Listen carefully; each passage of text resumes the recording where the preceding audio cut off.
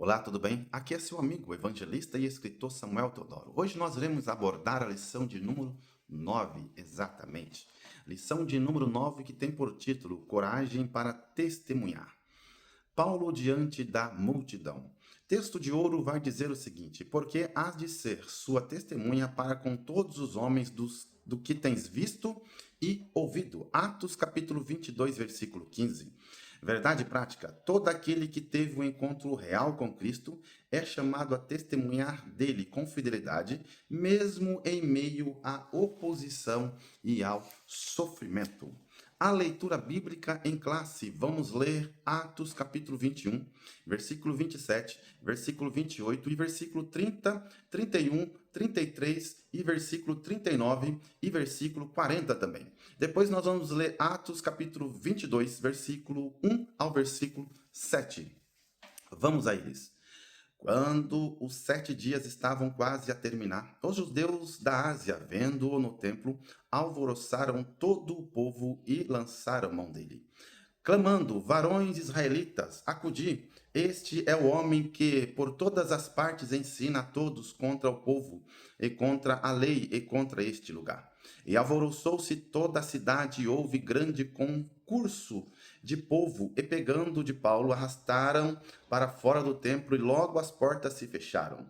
E procurando eles matá-lo, chegou ao tribuno da corte, e aviso de que Jerusalém estava toda em confusão. Então, aproximando-se o tribuno, o prendeu e o mandou atar com 2 cadeias, e lhe perguntou quem era e o que tinha feito. Mas Paulo lhe disse: na verdade, eu sou um homem judeu, cidadão de Tarso, cidade não pouco célebre da Cilícia. Rogo-te, porém, que me permitas falar ao povo.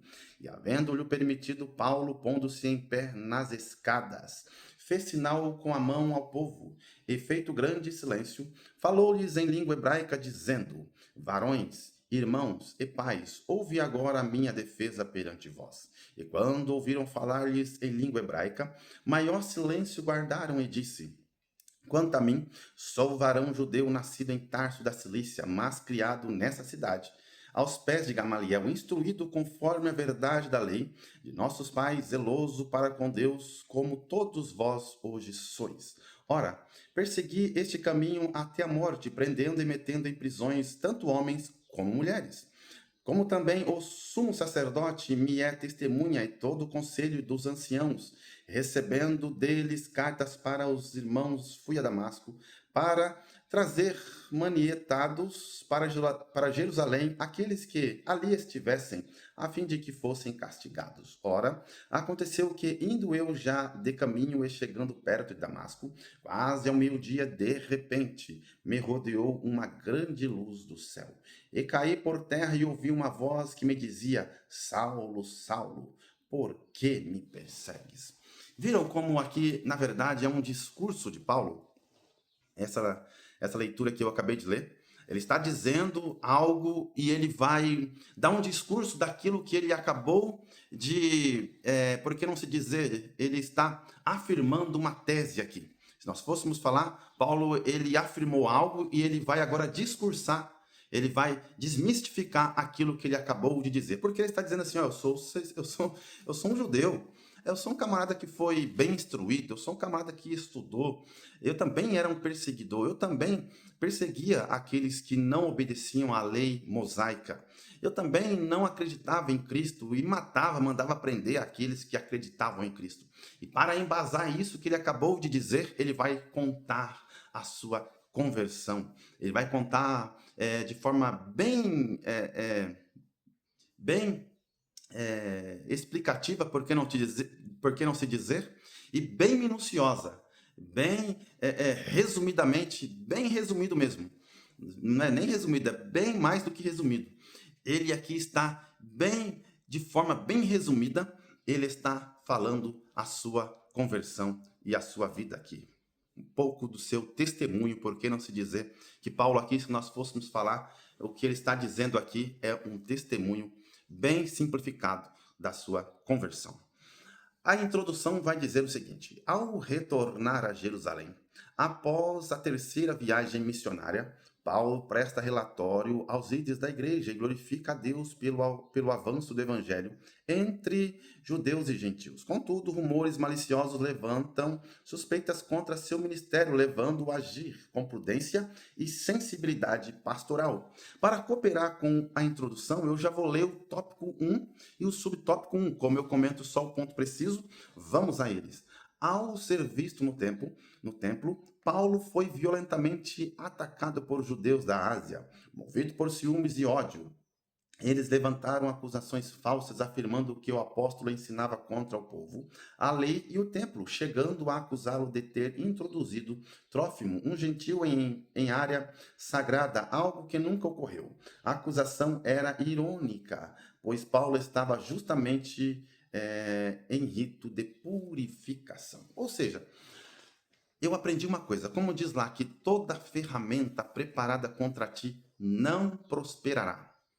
Toda ferramenta, tá lá, Isaías, toda ferramenta preparada contra ti não prosperará. Eu aprendi uma coisa, que quando armas de guerra não é mais eficaz contra a vida dos servos de Deus, vou repetir aqui novamente para você gravar o que eu vou dizer. É uma frase aqui, talvez até de fundo teológico que eu criei.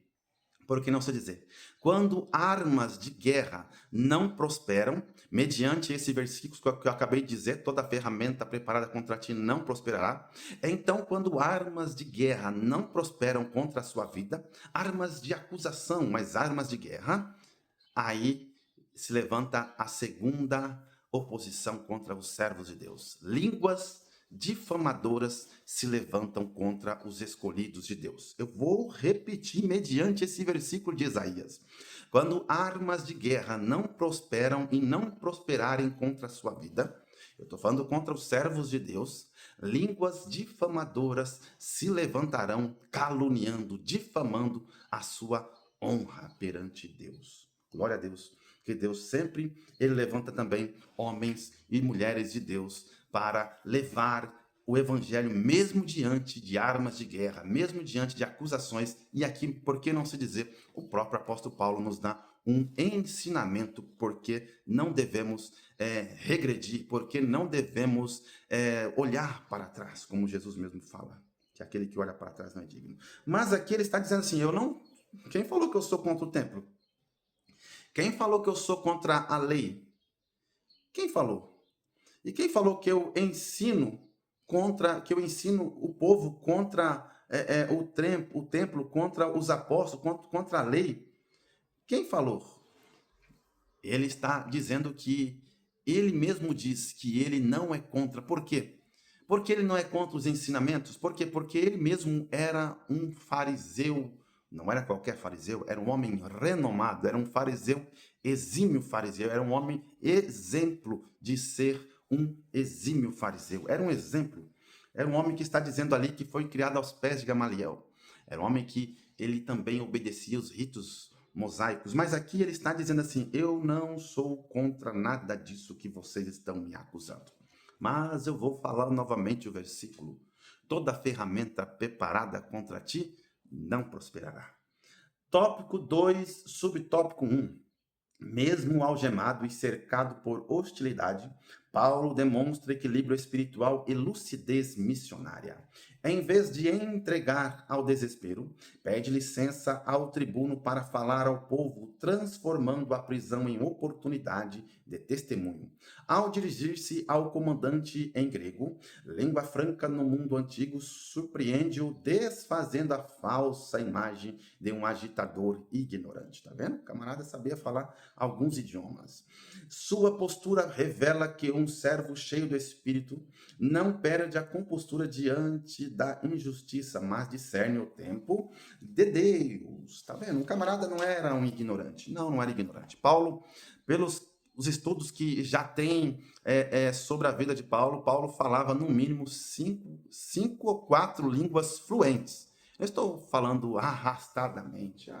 Eu sei mais ou menos falar. Não. Paulo falava o grego fluente, Paulo falava o hebraico, falava o aramaico, falava outros idiomas. Diz que ele falava o idioma romano também.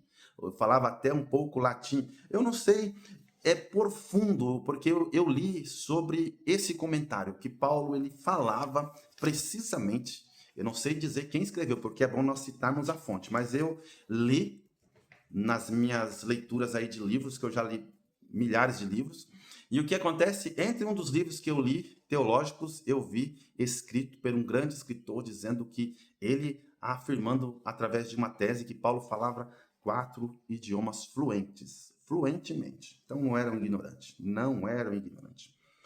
Subtópico 2 do tópico 2 ainda vai dizer o seguinte: ao iniciar sua defesa, Paulo fala em hebraico, mas especificamente o aramaico, língua profundamente valorizada pelos judeus da Palestina. Esse gesto estabelece imediata conexão cultural e identidade com os ouvintes, levando a multidão a guardar maior silêncio, assim como Estevão. Muito bem. Por quê?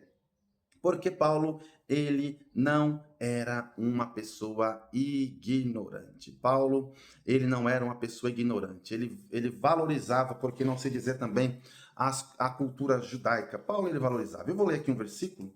1 Coríntios, capítulo 9, versículo 15. 1 Coríntios. Estou com a minha Bíblia aqui. Pega a sua na sua casa. Vamos ver aqui. 1 Coríntios, capítulo de número 9, versículo 15 em diante, você vai ver que o apóstolo Paulo ele está querendo dizer o seguinte. Acabei de ver aqui na Bíblia.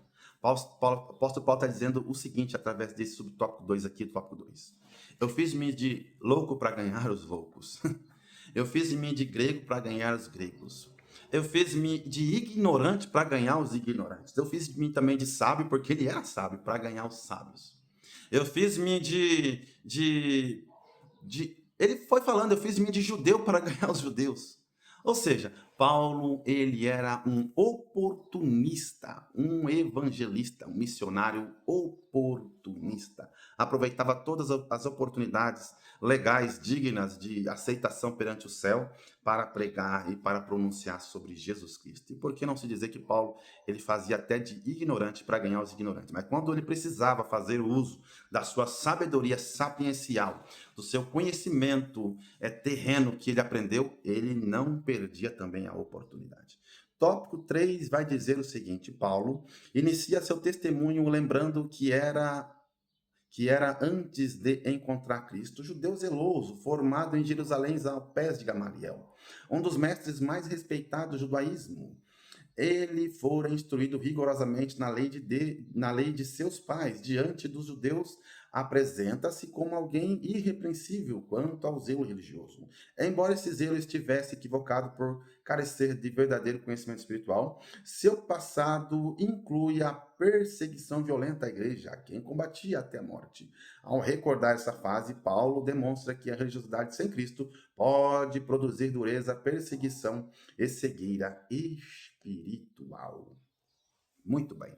Lá em Atos, capítulo 4, versículo 29, está dizendo o seguinte, que Deus, ele abençoava a igreja, e a igreja era severamente perseguida. Atos, capítulo 4, versículo 29, está dizendo lá que a igreja era severamente perseguida.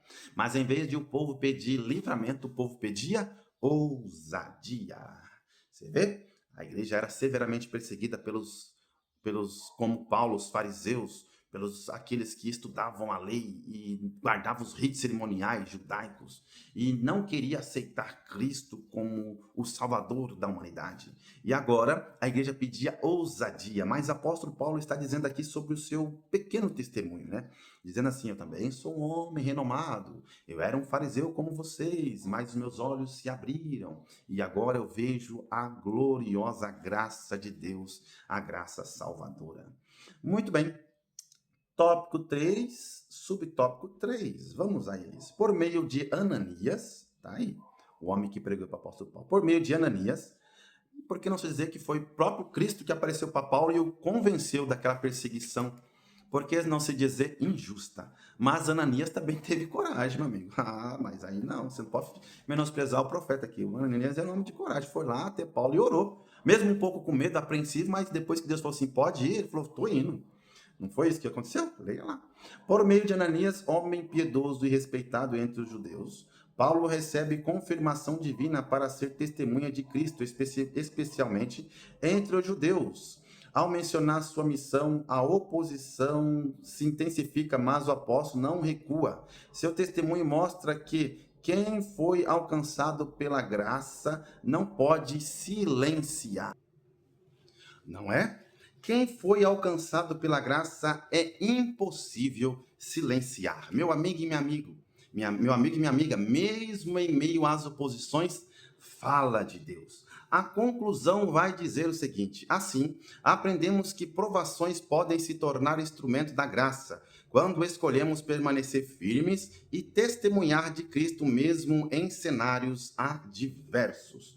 Muito bem, meu amigo. Aqui está o resumo, por que não se dizer, desta lição precisa, do resumo da lição 9. Coragem para testemunhar Paulo diante da multidão. Mas eu vou novamente dizer o versículo e eu vou encerrar. Toda ferramenta preparada contra nós, servos de Deus, não prosperará. Toda ferramenta preparada contra ti não prosperará. Quando armas de guerra desfazem perante as acusações contra você, línguas difamadoras se levantam, mas toda ferramenta preparada contra ti não prosperará. Que Deus te abençoe e te guarde e te dê uma ótima aula em nome de Jesus.